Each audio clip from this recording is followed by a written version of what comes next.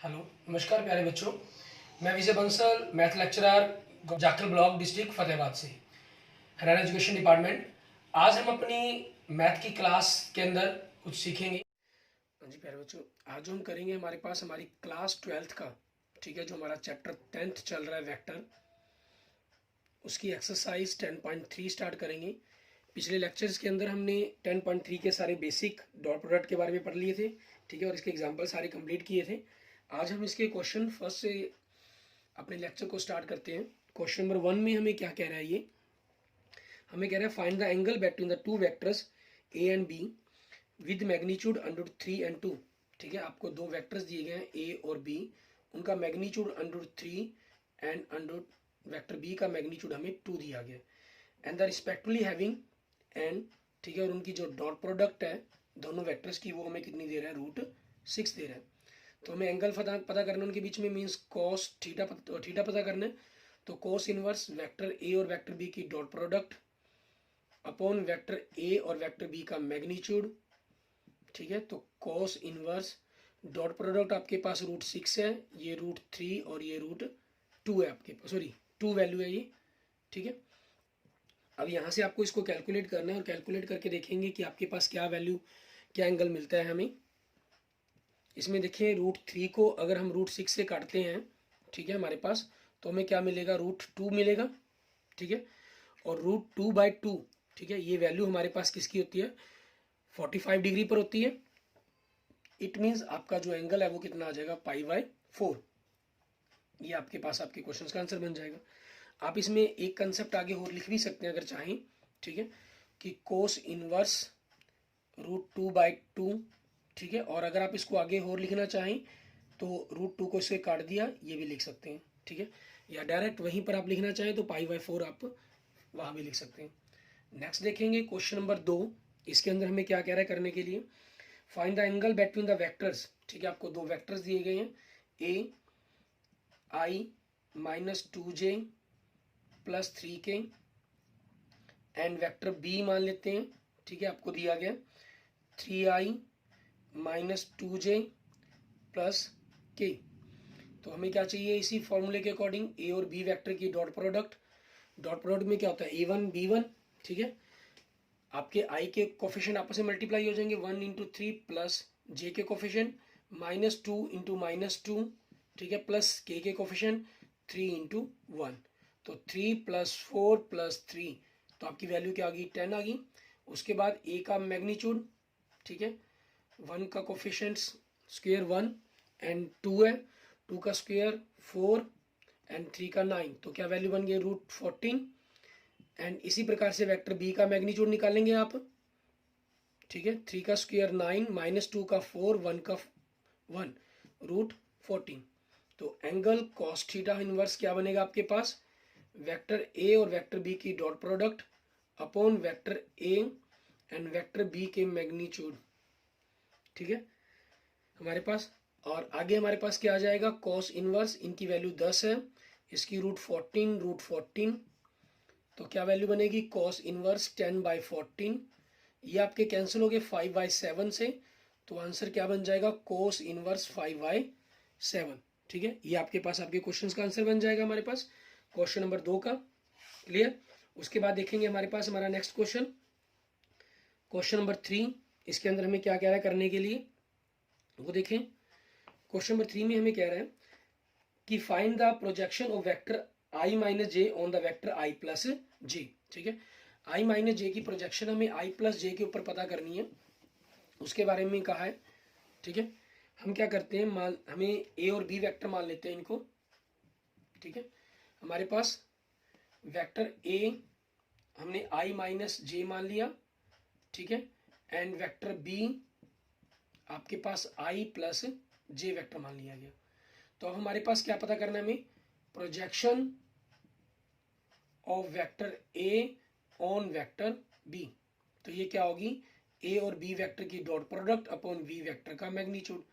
Dot product में देखिए आई के कोफिशिएंट 1 -1 हो जाएंगे, क्योंकि 1 को 1 से मल्टीप्लाई किया 1, 1 को -1 से किया -1, अपॉन आपके पास इनके जो कोफिशिएंट है 1 1 है, तो 1 की स्क्वायर 1 + 1 की स्क्वायर 1, ठीक है।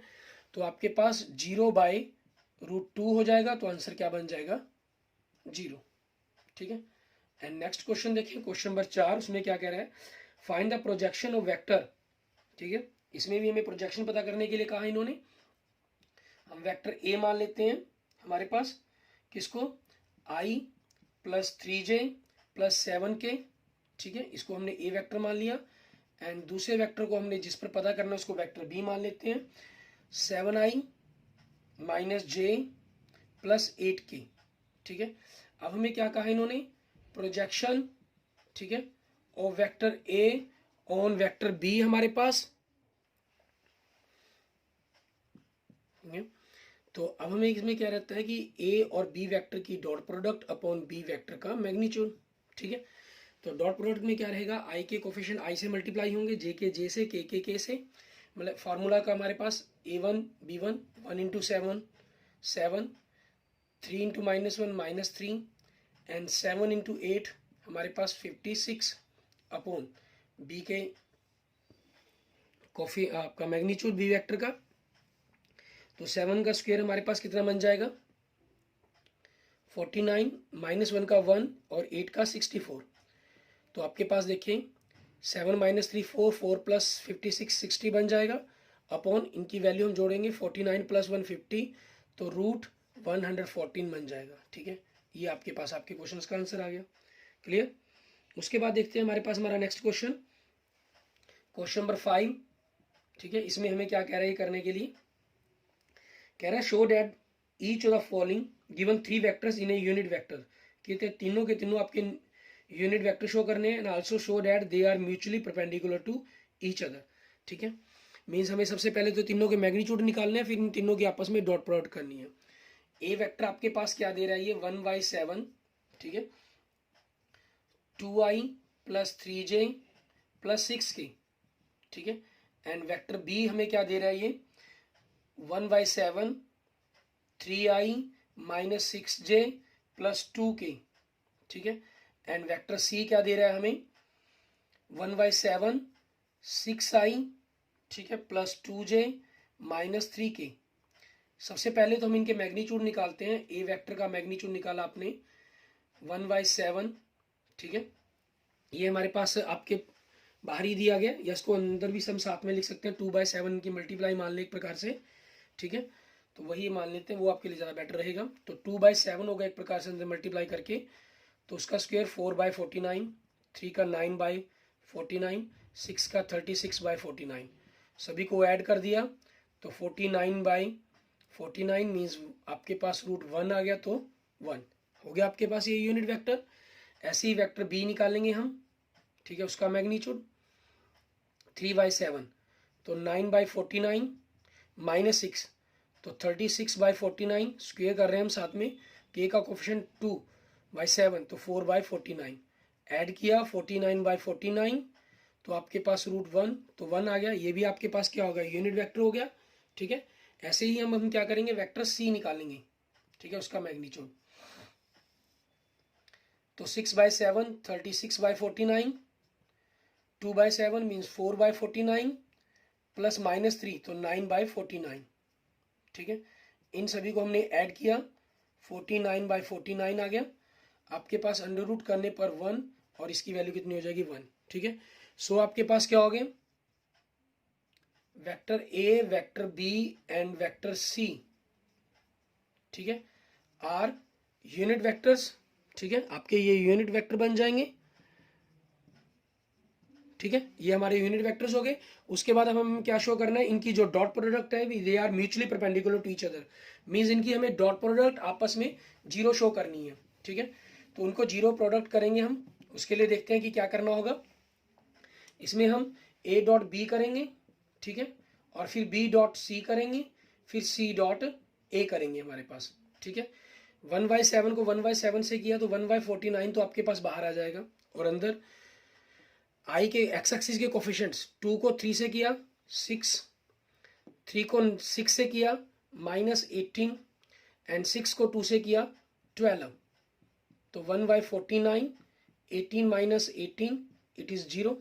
ठीक है, ऐसे ही अब बी और सी को 1/7 को 1/7 से किया 1/49 बाहर आ गया आपके पास 3 को 6 से 18, -6 को 2 से -12 एंड +2 को -6 से -6, तो 1/49, 18 - 18 कितना आ गया, 0 आ गया। ठीक है, उसके बाद सी और ए को मल्टीप्लाई करना है हमने। ठीक है, तो 1/7 को 1/7 से 1/49 बाहर आ गया, 6 को 2 से 12, 2 को 3 से +6, -3 को 6 से -18, तो 1/49, 18 - 18 = 0 आ गया। ठीक है, इट मीन्स आपके पास जो तीनों के तीनों वेक्टर्स हैं, ठीक है, ए वही इनकी डॉट प्रोडक्ट 0 है, तो मतलब ए और बी परपेंडिकुलर है, मतलब बी और सी परपेंडिकुलर है, इट मीन्स सी और ए परपेंडिकुलर है आपके पास। ठीक है, इट मीन्स क्या हुआ, ठीक है, vectors a b and vector c, ठीक है, आर म्यूचुअली परपेंडिकुलर,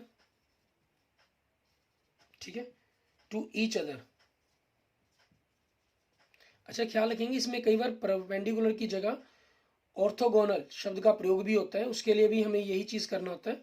ठीक है, आपके पास मीनिंगली रूप में थोड़ा सा डिफरेंस है उन चीज़ों के अंदर, लेकिन हमें हमारे लिए जो बेसिकली चलेगा वो ऑर्थोगोनल, मतलब उनकी डॉट प्रोडक्ट अगर 0 है तो वो परपेंडिकुलर, परपेंडिकुलर है इट मीन्स वो ऑर्थोगोनल है। ठीक है, ये चीज़ हमारे पास रहेगी। क्लियर। उसके बाद देखते हैं हमारे पास हमारा नेक्स्ट क्वेश्चन, क्वेश्चन नंबर 6। उसके अंदर हमें क्या करना होगा इसमें हमें क्या कह रहे हैं, कहना find vector A and vector B के मैग्नीट्यूड पता करने के लिए कहा है इन्होंने। ठीक है, हमारे पास if vector A plus vector B के जोड़ की एडिशंस की dot product vector A minus vector B की डॉट प्रोडक्ट से इक्वल टू कितनी दे रहा है, 8 दे रहा है, और साथ में एक रिलेशन दे रहा है, वेक्टर ए का जो मैग्नीट्यूड है आपके पास 8 टाइम्स है वेक्टर बी के मैग्नीट्यूड से। ठीक है, तो अब यहां से हमारे पास देखें क्लियर होगा फॉर्मूला लग गया आपके पास a plus b a minus b. ठीक है, डॉट प्रोडक्ट करेंगे तब भी आपके पास वही चीज बननी है। ठीक है, सीधा लगा देंगे तब भी कोई प्रॉब्लम नहीं है, वेक्टर ए का मैग्नीट्यूड व माइनस वेक्टर बी के मैग्नीट्यूड की होल स्क्वायर इक्वल टू 8। ए का मैग्नीट्यूड 8 भी है।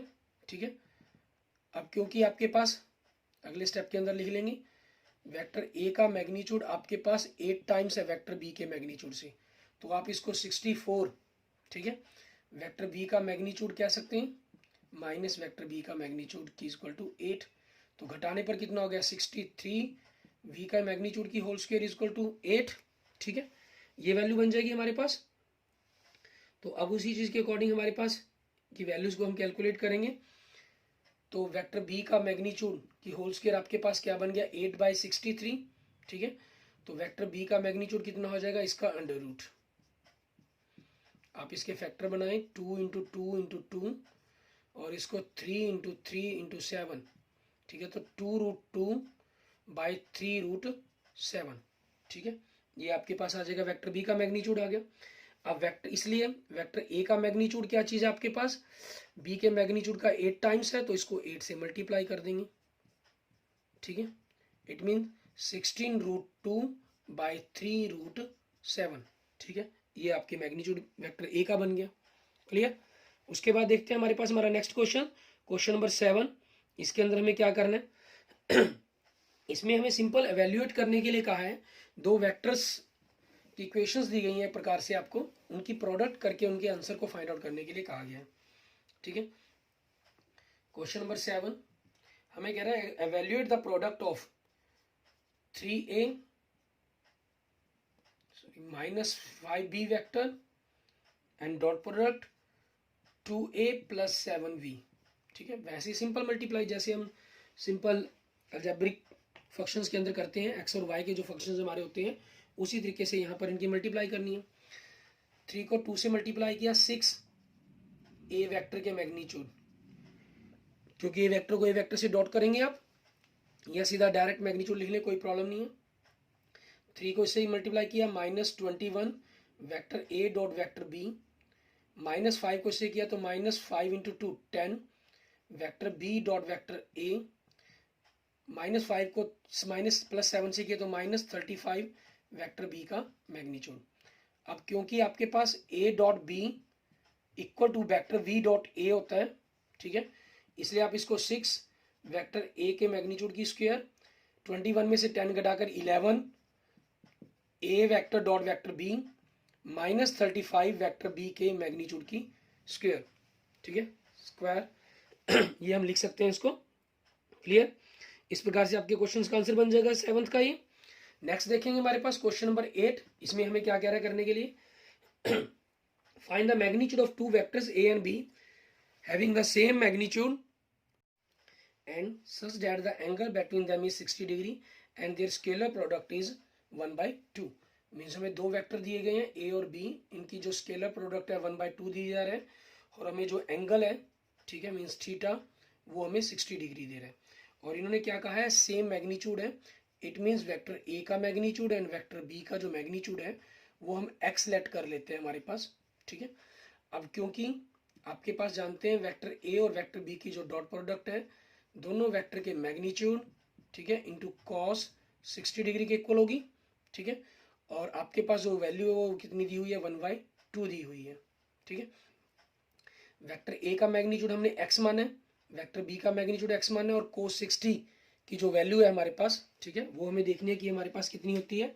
cos 60 की वैल्यू, cos 60 की वैल्यू हमारे पास कितनी होती है, 1/2, ठीक है, इक्वल टू 1/2। इट मीन्स आपके पास x की पावर 2 इक्वल टू 1 हो गया। सो x इक्वल टू आपके पास क्या हो जाएगा, +-1, ठीक है, क्योंकि x equal to -1 is not possible, ठीक है, इसलिए x इक्वल टू क्या हो गया, 1 हो गया। इट मीन्स वेक्टर a का magnitude equal to 1 and vector b का जो मैग्नीट्यूड है इट इज आल्सो 1, ठीक है। ये दोनों के वेक्टर्स के जो मैग्नीट्यूड है हमारे पास 1 हो जाएंगे। 0 क्यों नहीं हो सकता, क्योंकि आपके पास जो x की वैल्यू है हमने वो मैग्नीट्यूड लेट की है, और मैग्नीट्यूड आपके पास, ठीक है, नेगेटिव फॉर्म में नहीं होंगे, उनकी जो वैल्यू हमेशा ही पॉजिटिव रहेगी, उसी चीज़ के कारण आपके पास ही हो जाएगा। एंड द नेक्स्ट क्वेश्चन देखिए, क्वेश्चन नंबर 9। उसमें हमें क्या कह रहा है करने के लिए, ये क्वेश्चन नंबर 9 के अंदर हमें कह रहा है, कहना फाइंड मॉडुलस x पता करना है if for the unit vector, ठीक है, आपके पास यूनिट वेक्टर ए के लिए, ए आपको मतलब आपको यूनिट वेक्टर दिया गया, ठीक है, और हमें कह रहा है x minus A vector and dot product x plus A vector, ठीक है, इक्वल टू 12। सेम क्वेश्चन हम ऑलरेडी पीछे एग्जांपल्स में भी हमने किया था, ठीक है। इनकी डॉट प्रोडक्ट करेंगे तो वेक्टर x का मैग्नीट्यूड माइनस वेक्टर a का मैग्नीट्यूड, क्योंकि डॉट प्रोडक्ट में जब आप x डॉट a और a डॉट x लिखेंगे, एक माइनस का एक प्लस का आएगा, वो कैंसिल हो जाएंगे, ठीक है। डायरेक्ट फार्मूला लगाना चाहें डायरेक्ट फार्मूला भी लगा सकते हैं आप। तो आगे हमारे पास मॉडुलस x वेक्टर का, और ये वैल्यू 1 है तो 1 आ जाएगा इक्वल टू 12, इसलिए हमारे पास मॉडुलस x की वैल्यू 13 होगी हमारे पास, 12 + 1 13, ठीक है, इसलिए वेक्टर x का जो मैग्नीट्यूड है आपके पास क्या हो जाएगा, √13, क्योंकि x modulus x equal to -√13 is not possible, ठीक है, ये आपके पास पॉसिबल नहीं है, इसलिए ये आंसर नहीं बनेगा आपका। Clear? And the next question देखें, क्वेश्चन नंबर 10। इसमें हमें क्या कह रहा है, वेक्टर ए बी और सी वेक्टर दे रहा है, such that a vector A plus lambda vector B is perpendicular to vector c, आपको दिया गया है, ठीक है। और तो अब आपको लैम्डा की वैल्यू फाइंड आउट करने के लिए कहा इन्होंने। क्वेश्चन नंबर 10 के अंदर वेक्टर ए दे रहा है हमें, क्या दे रहा है हमें, 2i + 2j + 3k, and vector B हमें क्या दे रहे हैं, -i + 2j + k, and vector c क्या दे रहा है हमें, 3i + j, ठीक है। Are such that a + λb is the perpendicular to vector c, ठीक है। a + λb की वेक्टर हमें प्रूफ करना है। इसमें हम क्या करेंगे, सबसे पहले लेट कर लेते हैं वेक्टर d, ठीक है, वो क्या चीज है, vector a + λ times vector b है, तो दोनों को जोड़ना है हमें, मीन्स 2 i के अंदर i कंसेप्ट को जोड़ लेते हैं, 2 इंटू लैम्डा, ये -1 है तो -λ i प्लस j के साथ क्या है 2, यहाँ 2 तो 2 + 2 λ j, प्लस यहाँ 3 है, 3, तो लैम्डा को b से मल्टीप्लाई किया प्लस लैम्डा इंटू के। ठीक है, अब इन्होंने क्या कहा है, क्योंकि vector a plus lambda vector b, ठीक है, आपके पास जो ये वेक्टर है, इन्होंने कहा है इज परपेंडिकुलर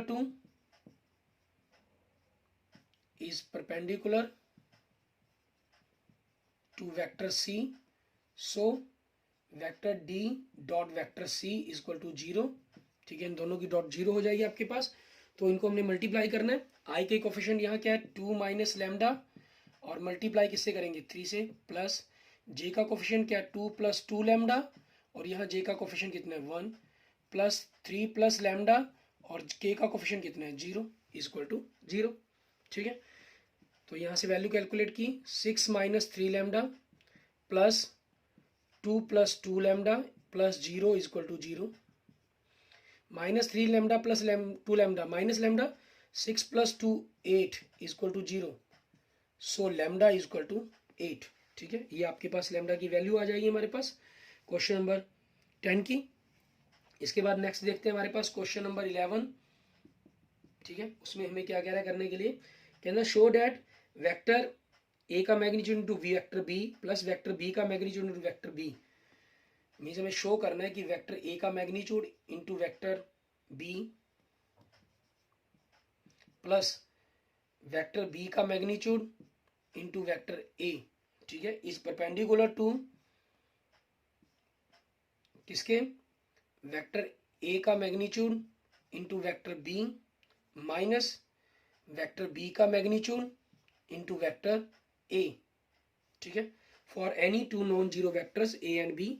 ठीक है, क्योंकि वेक्टर ए का magnitude not equal to 0 and vector B का मैग्नीट्यूड नॉट इक्वल टू 0। तो आपके पास यहां से देखें सेम कंसेप्ट बन रहा है हमारे पास x प्लस वाई, एक प्रकार से x माइनस वाई, तो क्या बन जाएगा वेक्टर ए वेक्टर बी। ठीक है, कि आपके पास मैग्नीट्यूड कहीं whole square minus vector B का मैग्नीट्यूड इंटू वेक्टर ए के मैग्नीट्यूड की होल स्क्वायर। तो ये तो मैग्नीट्यूड है, ऑलरेडी मैग्नीट्यूड ही रहेगा इसकी होल स्क्वायर, और बी का मैग्नीट्यूड बन जाएगा ये माइनस वेक्टर बी के मैग्नीट्यूड की होल स्क्वायर वेक्टर ए के मैग्नीट्यूड की होल स्क्वायर। दोनों सेम हो गए, कटने पर आपके पास क्या होगी 0। ठीक है, so they are perpendicular to each other.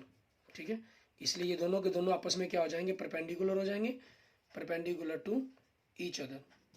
ठीक है, एंड द नेक्स्ट क्वेश्चन देखेंगे हमारे पास क्वेश्चन नंबर 11। उसके अंदर हमें क्या कह रहा है, सॉरी 11 तो हो गया हमारा, क्वेश्चन नंबर 12। क्वेश्चन नंबर 12 के अंदर देखिए हमें कह रहे हैं कि if vector A dot A is equal to 0 and vector A dot vector B is equal to 0, then what can be conclude about the vector V. कि आप क्या कंक्लूड निकालते हैं, vector A dot vector A is equal to 0। ठीक है, and इसका मतलब क्या हुआ कि अगर दो वेक्टर की डॉट प्रोडक्ट 0 आ रही है, इट मीन्स उनका जो मैग्नीट्यूड है, ठीक है, वो आपके पास 0 आ रहा है। इट मीन्स ए का जो वेक्टर है वो मैग्नीट्यूड 0 है। ठीक है, दूसरी तरफ कह रहा है हमें वेक्टर ए और dot vector B is equal to 0। ठीक है, ये आपको गिवन है, ये भी कंसेप्ट। तो अब इस चीज के बारे में हम क्या कह सकते हैं, ठीक है, क्योंकि आपके पास ये क्या होता है वेक्टर ए वेक्टर बी का magnitude into cos theta equal to 0, क्योंकि वेक्टर ए का मैग्नीट्यूड इक्वल टू 0। ठीक है, प्रूव्ड कर दिया हमने ऊपर, इसलिए जो वेक्टर बी है हमारे पास, ठीक है, कैन बी एनी वेक्टर। हमें तो सिंपल ये बताना है कि वेक्टर बी क्या होगा, उसके बारे में बताना था। तो इसका मतलब कि जो वेक्टर बी है वो कोई भी वेक्टर हो सकता है आपके पास। ठीक है, and the next question, question number 13, इसमें हमें क्या कह रहा है, A B C 3 unit vector दिए गए हैं और तीनों का जोड़ 0 है, फाइंड द वैल्यू ऑफ। ठीक है, हमें इसकी वैल्यू फाइंड आउट करने के लिए कहा गया है।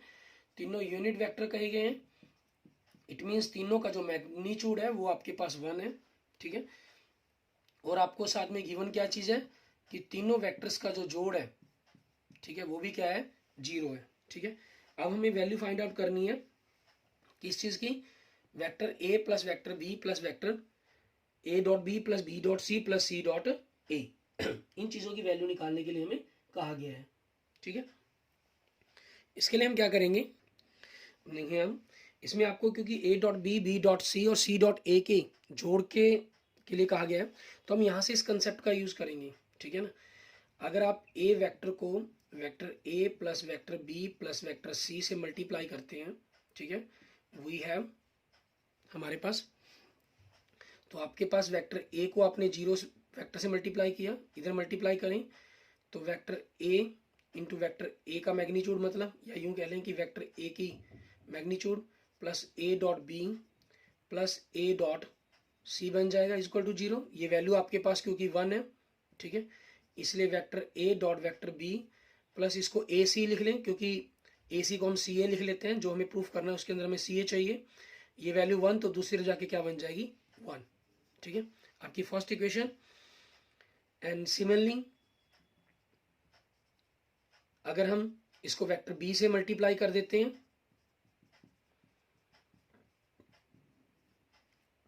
ठीक है, तो आपके पास क्या बन जाएगा, ये वेक्टर ए dot vector B plus vector B dot vector C, क्योंकि बी को बी से मल्टीप्लाई करके बी का मैग्नीट्यूड बन जाएगा, वो 1 है, तो 1 दूसरी तरफ जाके आपके पास -1 बन जाएगा, सेकंड इक्वेशन, ठीक है। एंड सिमिलरली आपके पास सी से मल्टीप्लाई करने पर, ठीक है, आपके पास ये क्या बनेगा, वेक्टर सी डॉट वेक्टर ए plus vector B plus vector C, क्योंकि सी आगे आएगा वैसे, लेकिन बी डॉट सी एक ही बात है, और सी को सी से डॉट मल्टीप्लाई करके आपके पास क्या बन जाएगा 1, तो 1 दूसरी जाके -1, ये थर्ड इक्वेशन, ठीक है। On adding 1 2 and 3 and we get A dot B double हो गया, B dot C double, C dot A double, तो डबल को हमने कॉमन निकाल लिया, B dot C plus C dot A vector, इधर -1 एंड -1 क्या बन जाएगा, -3 आ जाएगा आपके पास, ठीक है। तो next A dot B plus B dot C plus C dot A, तीनों वेक्टर्स का जोड़ -3/2, 2 इधर आके आपके पास डिवाइड में हो जाएगा, और ये आपके पास आपके क्वेश्चंस का आंसर बन जाएगा, ठीक है, जो हमें करने के लिए कहा गया था। नेक्स्ट देखते हैं हमारे पास क्वेश्चन नंबर 14, उसमें हमें क्या करना है।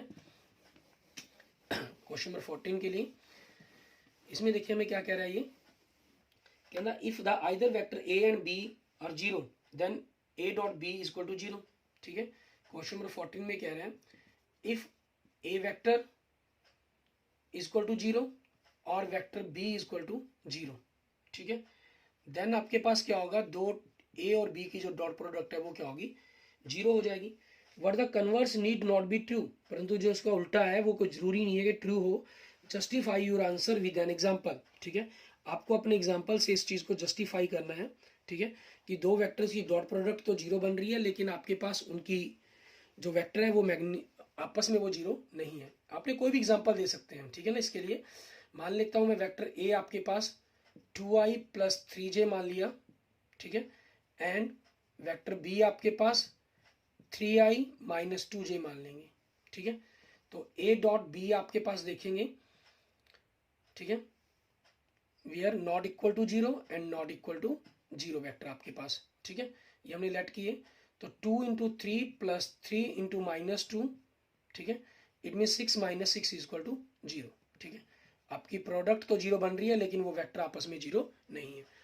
कंडीशन ये कहता है कि अगर ए और बी जीरो होंगे तो डॉट प्रोडक्ट जीरो होगी ही होगी 100%। कन्वर्स मतलब कि आपके पास अगर डॉट प्रोडक्ट जीरो है तो कोई जरूरी नहीं है कि ए और बी दोनों जीरो हों, ठीक है, क्योंकि वो परपेंडिकुलर भी हो सकते हैं आपस में एक दूसरे के, क्योंकि डॉट प्रोडक्ट के अंदर आपके पास कॉस थीटा का कंसेप्ट भी आता है, तीन चीज़ों से इंक्लूड होता है ये। एंड नेक्स्ट हमारे पास क्वेश्चन नंबर 15 के अंदर हमें कह रहे हैं आपको 3 वर्टेक्स दिए गए ए बी सी के, ठीक है। ए वेक्टर आपके पास वर्टेक्स दिया गया 1 2 3 एंड वी वर्टेक्स दिया गया आपको -1 0 0 एंड द सी वर्टेक्स दिया गया आपको 0 1 2, ठीक है, ये गिवन है आपके पास। It means O A vector, position vector of A दिया गया आपको i plus 2j plus 3k, ठीक है, and position vector of B दिया गया आपको -i and the position vector of C दिया गया आपको j प्लस 2k, ठीक है। अब हमें क्या करना है, respectively then find the angle A B C. हमें एंगल ए बी सी पता करना है। अब आपके पास कोई भी ट्रायंगल बनेगी, ठीक है, ए बी सी, हमें एंगल ए बी सी निकालने के लिए कहा गया है। ए बी सी एंगल किसके अंदर बनेगा आपके पास, बी ए वैक्टर और बी सी वैक्टर के बीच में बनेगा। तो हम क्या करेंगे, यहाँ सबसे पहले B A vector find out करेंगे, ठीक है, means position vector of A minus position vector of B, ठीक है, I plus 2j plus 3k minus, minus के कारण ये प्लस हो जाएगा आपके पास, तो क्या बन गया 2i plus 2j plus 3k, ठीक है। उसके बाद आपको बी सी वैक्टर निकालना है, तो क्या होगा position vector of C minus position vector of B, ये क्या है आपके पास j प्लस 2k और माइनस माइनस माइनस क्या हो जाएगा प्लस हो जाएगा, तो क्या बन गया आपका i plus j plus 2k। अब आपको इन दोनों के बीच का angle A B C find out करना है हमें, ठीक है। हम इसको लेट थीटा कर लेते हैं आपके पास, तो एंगल बी ए सी, ठीक है, या थीटा कह लें, वो क्या बनेगा cos inverse B A vector की dot product B C vector से अपॉन बी ए वैक्टर का मैग्नीट्यूड, ठीक है, और बी सी वैक्टर का मैग्नीट्यूड। तो कोस इनवर्स इन दोनों की dot product 2 × 1 plus 2 × 1 plus 3 × 2 upon, ठीक है, हमें इनके मैग्नीट्यूड निकालने हैं, बी ए वैक्टर का मैग्नीट्यूड निकालेंगे हम जैसे पहले, तो 2 का स्क्वायर 4 प्लस 2 का स्क्वायर 4 प्लस 3 का स्क्वायर 9, और बी सी वैक्टर का मैग्नीट्यूड 1 का स्क्वायर 1, 1 का 1, 2 का 4, ठीक है। अब आपके पास ये वैल्यू क्या बन गई हमारे पास, देखें, कोस इनवर्स 2 + 2 + 6 अपॉन √817 और ये बन जाएगा √6। तो आपके पास क्या एंगल बन गया, कोस इनवर्स हमारे पास 6 और 2 10, आपके पास 10 आ गया, ठीक है, एंड हमारे पास, और इनकी अगर हम जोड़ करें 17×6 102, ठीक है, तो √102 बन जाएगा आपके पास, ठीक है। ये आपके पास आपके क्वेश्चंस का आंसर बन गया, क्वेश्चन नंबर 15 का हमारे पास, क्लियर, ठीक है। इसमें हमें एंगल VAC निकालना था, उसको निकाल लिया हमने। आगे देखेंगे हमारे पास हमारा नेक्स्ट क्वेश्चन, क्वेश्चन नंबर 16, उसको कैसे करेंगे हम। क्वेश्चन नंबर 16 और 17 दोनों ही आपके पास एग्जाम्पल नंबर 21 की तरह हैं, ठीक है। क्वेश्चन नंबर 16 और 17 सेम एज एग्जाम्पल नंबर 17, ठीक है, लेकिन दोनों के अंदर थोड़ा सा डिफरेंस आएगा आपके पास। मैं आपको 21 17 क्या गया 21, ठीक है। 16 एग्जाम्पल में देखिए आपको 3 वर्टेक्स दिए गए हैं ट्राइंगल के, क्वेश्चन नंबर 16 के अंदर। मैं आपको हिंट दे रहा हूँ, खुद करेंगे, ABC, ठीक है, ये तीनों वर्टेक्स दिए गए हैं आपको। यहाँ ये 16 में आप देख रहे हैं कार्टेशियन फॉर्म में दिए गए हैं, 17 में आपको वेक्टर फॉर्म में दिए गए हैं, ठीक है ना। तो कुछ नहीं, आप इनको वेक्टर फॉर्म में तो लिख ही सकते हैं, OA vector, OB vector and OC vector, ठीक है, वो आ जाएंगे आपके पास। उसके बाद आपको क्या करना होगा, आप AB वेक्टर निकालेंगे पहले, फिर BC वेक्टर निकालेंगे, ठीक है, फिर CA वेक्टर निकालेंगे। तीनों वेक्टर्स आपके पास, ठीक है, निकालने के बाद, क्योंकि आपको कोलिनियर प्रूफ करना है, तो उसके बाद क्या करना होगा, AB वेक्टर का मैग्नीट्यूड, फिर BC वेक्टर का मैग्नीट्यूड, फिर CA वेक्टर का मैग्नीट्यूड, ठीक है। दो छोटे जो साइड्स होंगी उनका जोड़ तीसरी बड़ी साइड के इक्वल आएगा, तो आपके पास 16 नंबर एग्जाम्पल्स में क्या हो जाएंगे, ये कोलिनियर हो जाएंगे। और क्वेश्चन नंबर 17 में क्या होगा, सेम यही चीज़, आपको वर्टेक्स दिए गए, वो आपको वेक्टर फॉर्म में दिए गए हैं, ठीक है। आप पहले उनके वेक्टर निकाल लेंगे, AB BC CA तीनों साइड्स निकाल लेंगे, फिर उनके मैग्नीट्यूड निकाल लेंगे, क्योंकि 17 में हमें क्या करना है, एक राइट एंगल ट्रायंगल प्रूफ करना है। तो राइट एंगल ट्रायंगल के लिए क्या होगा आपके पास, मान लीजिए, मैं मान लेता हूं जैसे ये दो छोटी साइड आ रही हैं आपकी, तो क्या होगा आपके पास AB जो मैग्नीट्यूड है प्लस BC जो मैग्नीट्यूड है, उनका स्क्वायर आपके पास जो तीसरी साइड है उसके मैग्नीट्यूड के स्क्वायर के इक्वल बन रहा होगा, ठीक है। जिससे आपके पास ये आप लिख देंगे कि जो AB है ABC है वो vertex of A right angle triangle है, ठीक है। एंड द नेक्स्ट क्वेश्चन हमारे पास क्वेश्चन नंबर 18, ये दोनों आपने खुद ट्राई करने, example number 17 sorry example number 21 की तरह बिल्कुल सेम है आपके पास, ठीक है, इसलिए खुद इनको खुद ट्राई करेंगे। एग्जाम्पल क्वेश्चन नंबर 18, इसमें हमें क्या कह रहा है, ऑप्शन टाइप दे रहा है, कहना A vector is a non zero vector of magnitude A, ठीक है। ए आपके पास एक वेक्टर है नॉट इक्वल टू 0, ठीक है, और इसका जो मैग्नीट्यूड है आपके पास वो ए दे रहा है हमें। एंड लैम्डा एक नॉन जीरो स्केलर है आपके पास, ठीक है, कोई वैल्यू है लैम्डा नॉन जीरो, ठीक है, नॉन जीरो स्केलर नंबर है। Then lambda vector A is a unit vector, आपके पास यूनिट वेक्टर है, मींस इसका जो मैग्नीट्यूड है आपके पास वो 1 आ रहा है, ठीक है। और ये आपके पास कहता है 1 कैसे आएगा, हमें उस चीज़ के बारे में बताना है। इट मीन्स आपके पास ए और लैम्डा के बीच में हमें रिलेशन निकालनी है, ठीक है। इसका मैग्नीट्यूड आपके पास 1 आ रहा है, it means lambda vector A, ठीक है, आपके पास है कहीं अपॉन में वेक्टर ए का मैग्नीट्यूड इक्वल टू 1 आपके पास हो जाता है, ठीक है। यहाँ से या यूं आप कहें कि इनको अगर हम दूसरी तरह से, क्योंकि स्केलर नंबर ही है, फॉर्म यूनिट वेक्टर की खोलने की जरूरत ही नहीं है, स्केलर नंबर है नॉन जीरो, इसको लैम्डा को मैंने बाहर निकाल ली, ठीक है, वेक्टर फॉर्म के अंदर आ जाएगा आपके पास और मॉडुलस फॉर्म के अंदर ही रहेगा, ठीक है, और इनटू वेक्टर ए का मैग्नीट्यूड, और लैम्डा आपके पास वेक्टर ए का जो मैग्नीट्यूड है वो ए बन जाता है, ठीक है। तो यहाँ से आपको रिलेशन चेक कर लेना है कि लैम्डा की वैल्यू 1 नहीं बन रही, ए ऑप्शन गलत है, बी -1 भी नहीं बन रही, ए आपके पास लैम्डा के बराबर मैग्नीट्यूड के बराबर भी नहीं आ रहा, लेकिन चौथा ए अपॉन 1/, लैम्डा का मैग्नीट्यूड, ठीक है, ये आपके पास बन रहा है। सो इसका ऑप्शन क्या बन जाएगा आपके पास, डी, ठीक है। ये क्वेश्चन नंबर 18 का हमारा आंसर हो जाएगा, ठीक है। Okay, thank you friends, thank you students. आज हमने एक्सरसाइज अपनी 10.3 कंप्लीट कर ली है, ठीक है। इसके बाद हमारी एक्सरसाइज 10.4 के अंदर हम, ठीक है, क्रॉस प्रोडक्ट या यूं कहें कि वेक्टर प्रोडक्ट के बारे में पढ़ेंगे अपने नेक्स्ट लेक्चर के अंदर, ठीक है। और तब तक अगर आपकी 10.3 तक डॉट प्रोडक्ट या आपके वेक्टर्स के किसी भी कंसेप्ट के अंदर आपकी कोई प्रॉब्लम है, ठीक है, तो आप मुझे कमेंट कर सकते हैं और मुझे पर्सनल मैसेज करके भी आप पूछ सकते हैं। मेरा व्हाट्सएप नंबर 95 412 07734 विजय बंसल, ठीक है। और अगर आपको ये वीडियो अच्छी लगे तो आप इसको लाइक करें, अपने दोस्तों मित्रों के साथ इसको जरूर शेयर करें, और किसी भी प्रकार की प्रॉब्लम के लिए आप मुझे कमेंट करें, ठीक है। और अगर आपने मेरा यूट्यूब चैनल विजय जाखल बंसल मैथ अभी तक सब्सक्राइब नहीं किया है तो उसको जरूर सब्सक्राइब करें। Okay, thank you friends, thank you students.